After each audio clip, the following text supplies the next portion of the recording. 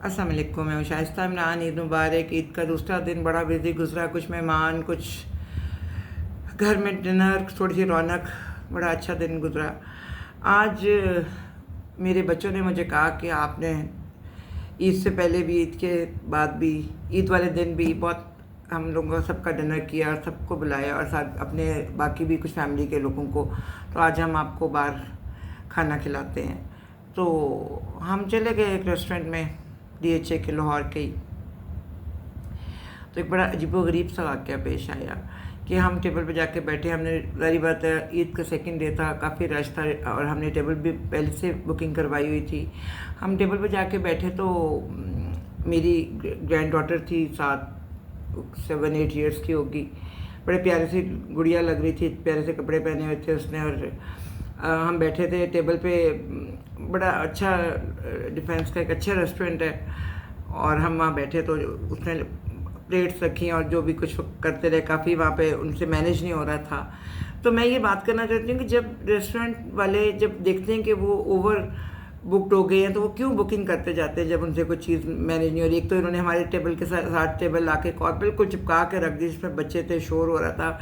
बहरहाल मेरे साथ भी 2 बच्चे थे, मगर वो 7 to 10-11 ईयर्स के थे, तो इसलिए कोई इतना शोर या कुछ ऐसा नहीं था।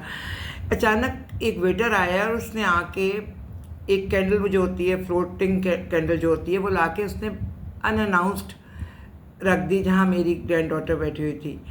और उसने आगे होके कोई अपनी डिश लेनी चाहिए और खाना सर्व हो चुका था। टेबल पे कोई टेबल नैपकिन नहीं थे, कुछ शायद पेपर नैपकिन पे हमने मांग के लिए। बड़ा फेमस रेस्टोरेंट है, मैं नाम लेना चाहती हूँ क्योंकि फिर मामला बहुत बढ़ जाएगा, मगर बहरहाल मैं उनसे जाके बातचीत तो ज़रूर करूँगी। और उन्होंने अचानक वो कैंडल, फ्लोटिंग कैंडल ला के बीच में रख दी और मेरी ग्रैंड डॉटर ने कुछ चीज़ पकड़नी चाहिए तो उसके हाथ, उसकी शर्ट के बाजू उसने कोई सिल्क के पतले से कपड़े पहने हुए थे और उन कपड़ों ने कोई बड़े अच्छे ब्रांड के कपड़े थे और उन कपड़ों ने वो आग पकड़ ली। हाँ, इतना क्योस हो गया। और जो मेरी साथ मेरी बहू थी उसने जल्दी से अपने हाथों से, माँ थी ऑब्वियसली, मैं ज़रा दूर थी मगर मैं सब देख रही थी, उसने फ़ौरन अपने हाथों से बच्ची की आग में, हमें कोई कपड़ा भी नहीं मिल रहा था, मैंने बाहर अपना दुपट्टा उतार के ऐसे फेंका उसकी तरफ कि ये इसके ऊपर दे दो तो इसकी आग बुझ जाए। बड़ा तकलीफ़देह मंजर था किसी माँ के लिए भी।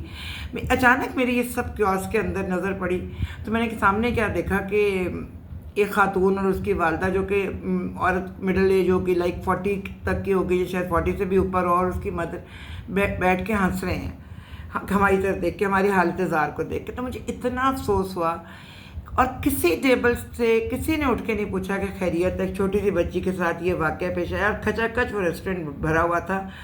और मैं पाकिस्तानी अवाम से, लोगों से इतनी डिसअपॉइंट हुई कि हम लोगों के साथ नेकियां करते हैं, हमारी आदत है, मेरी फैमिली की आदत है कि वो कभी कोई ज़रा सा भी काम कहते तो हम पूरी, मेरी आदत है, मेरे बच्चों ने भी आगे से, मेरे बच्चों ने भी ये आदत अपनाई मेरी, कि अगर कोई काम कहते तो मेरे बच्चे उनके लिए कुछ भी करने को तैयार हो जाते हैं।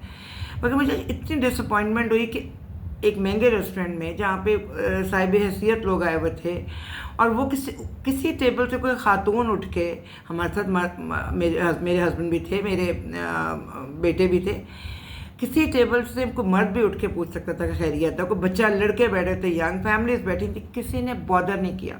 खैर हम लोगों ने अपना खाना पैक करवाया और हम घर की तरफ आ गए क्योंकि मैं तो सीधा, मैं और मेरा बेटा और मेरी बहू तो हम सीधा अब छोटी बच्ची को लेकर हम हॉस्पिटल चले गए। ऑब्वियसली हमने बर्न जो हुआ था वो चेक करवाना था। पर कैन यू इमेजिन कि इतनी पाकिस्तानी अवाम बेरहम और बेदिल, और मैं इतनी बददिल हो गई इन लोगों से कि किसी ने इतनी कोशिश नहीं की कि वो हमें पूछ लेते, बल्कि ये खातून टेबल पे हंस रही थी।